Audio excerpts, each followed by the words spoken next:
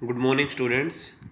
In the previous video, we covered up our second chapter of first unit up to the microsporogenesis and the anther and structure of pollen grain.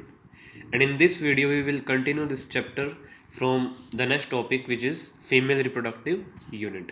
So in the previous video, we covered up all the aspects of male reproductive units. In this, we covered up all the major and minor concepts related to the anther, stigma, and androecium, gynoecium, calyx, corolla, and pollen grains, structure of pollen grains. And now we are discussing other aspect of reproduction, which is female reproductive unit. So let's start. So we all know in the female reproductive unit, what is the structure? Pistil. तो हुआ क्या था, जब हमने mail की बात की थी, मेल को मैंने क्या बोला था, मेल रिप्रोडक्टिव यूनिट को स्टेमन बोलते हैं और फीमेल रिप्रोडक्टिव यूनिट को फ्लावर की पिस्टिल बोलते हैं। ठीक है, तो ये देखो, pistil represent female part of the flower. ठीक है, अब जो पिस्टिल है उसी कोई दूसरा क्या बोलते हैं, कार्पल भी बोलते हैं, ये भी मैंने बताया था। ठीक है, अब अलग अलग फ्लावर में अलग अलग कंडीशन होते हैं इनके फ्लावर के, सॉरी कार्पल के। कई फ्लावर ऐसे होते हैं जिनके अंदर एक ही पिस्टिल या एक ही कार्पल होता है, उसको बोलते हैं मोनोकार्पलरी फ्लावर। तो देखो, मोनोकार्पलरी फ्लावर क्या होता है, इट हैज़ सिंगल पिस्टिल, इसके अंदर एक ही फीमेल रिप्रोडक्टिव यूनिट होती है या एक ही पिस्टिल होता है, सिंगल पिस्टिल होता है।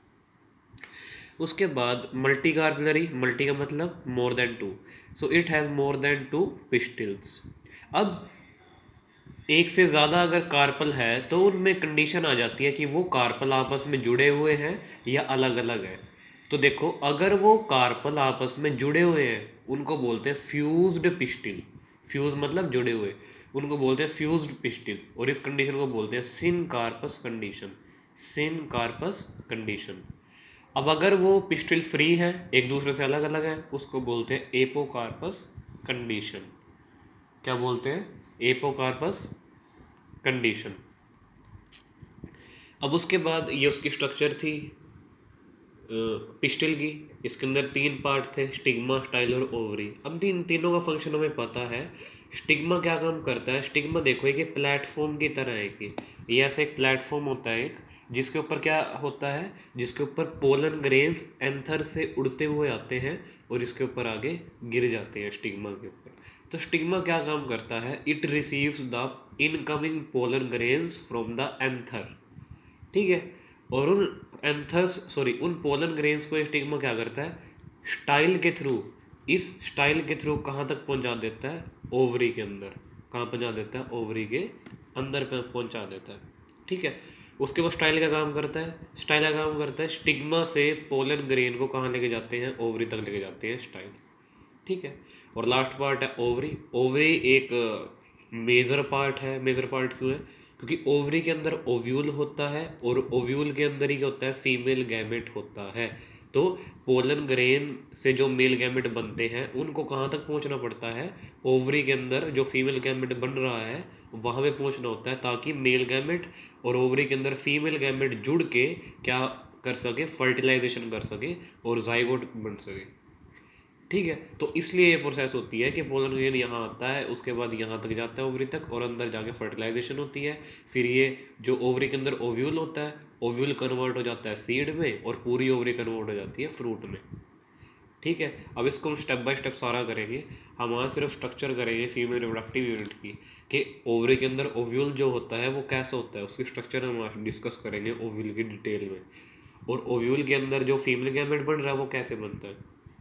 तो देखो, ओवरी के अंदर एक टिश्यू होता है जिसका नाम होता है प्लेसेंटा। ओवरी के अंदर एक टिश्यू होता है जिसका नाम होता है प्लेसेंटा। अब इस प्लेसेंटा से क्या निकलता है? ओव्यूल निकलता है। ओव्यूल का दूसरा नाम क्या होता है? मेगास्पोरेंजियम। क्या नाम होता है? मेगास्पोरेंजियम। तो देखो, placenta is tissue in the ovary from where ovule और मेगास्पोरेंजियम इज अराइज। प्लेसेंटा वो टिश्यू होता है ओवरी का जिससे मेगास्पोरेंजियम या ओव्यूल बनता है।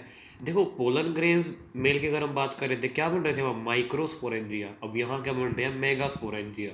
ये डिफरेंस है, माइक्रो और मेगा का डिफरेंस है। Micro means male, mega means female. ठीक है।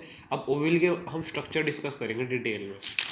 अब ओव्यूल की जो स्ट्रक्चर होती है, मैंने यहाँ सिर्फ ये रफ बनाई है, मैं आपको अच्छे तरीके से इसको दिखा देता हूँ इसकी स्ट्रक्चर को। ये स्ट्रक्चर होती है एक ओव्यूल की। तो this is the structure of A ovule. अब इसके अंदर होता क्या है, देखो ये जो हमें इसकी स्टॉक दिख रही है, जो इसकी डंडी दिख रही है हमें, ये ऊपर वाले फ्यूनिकल, इस फ्यूनिकल के ज़रिए ये जो ओव्यूल है ये जुड़ा हुआ होता है प्लेसेंटा के साथ। किससे जुड़ा होता है? प्लेसेंटा के साथ, क्योंकि प्लेसेंटा से ये निकलता है, तो प्लेसेंटा से ये जुड़ा हुआ होता है इस फ्यूनिकल के साथ। और ये यहाँ पे ये सारा क्या है? ओव्यूल। ये पूरी स्ट्रक्चर किसकी है? ओव्यूल। और ओव्यूल के अंदर क्या होता है, ये जो हमें पार्ट दिख रहा है अंदर इस तरीके का, ये जो पार्ट है बीच वाला, इसको हम ये वाला जो पार्ट है इसको हम बोलते हैं एम्ब्रियो सैक। क्या बोलते हैं इसको? Embryo sac. और एम्ब्रियो सैक ही क्या होता है? Female gametophyte. जैसे पोलन ग्रेन्स होते हैं मेल में, वैसे ही फीमेल के पास क्या होता है? Embryo sac. तो मेल गैमेटोफाइट पोलन ग्रेन्स थे, फीमेल गैमेटोफाइट क्या होता है? ये एम्ब्रियो सैक। इसी से क्या बनता है? फीमेल गैमेट बनता है। ठीक है। अब देखो इसकी स्ट्रक्चर की अगर हम बात करते हैं तो होती कैसी है।